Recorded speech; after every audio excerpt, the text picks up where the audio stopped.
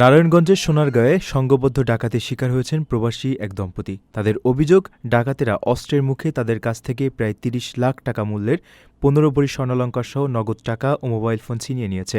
এই ঘটনায় বিদের যাত্রাও অনিশ্চিত হয়ে পড়েছে পরিবারটির। বুধবার রাত 10:30টার দিকে ঢাকা চট্টগ্রাম মহাসড়কের মেঘনা টোল প্লাজা সংলগ্ন এলাকায় এই ঘটনা ঘটে। ভুক্তভোগী আরমান ফেনী জেলার আব্দুস সোবহানের ছেলে। তিনি স্ত্রী সন্তানসহ পরিবারের সদস্যদের নিয়ে জাপান যাওয়ার উদ্দেশ্যে হায়েস মাইক্রোবাসে করে ফেনী থেকে ঢাকার দিকে যাচ্ছিলেন।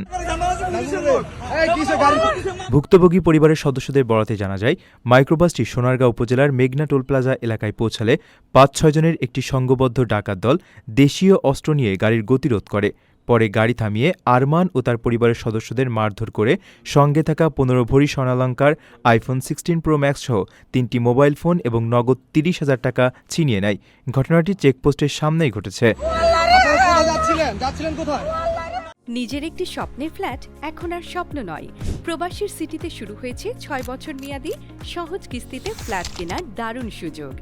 এক ঠিকানায় আধুনিক জীবনযাপনের সব সুবিধা, নিরাপদ, পরিকল্পিত ও বিদেশের মতো স্মার্ট পরিবেশ। আজই বুকিং করুন আপনার পছন্দের ফ্ল্যাট আর গড়ে তুলুন নিজের স্থায়ী ঠিকানা। বিস্তারিত জানতে কল করুন স্ক্রিনে দেয়া নাম্বারে।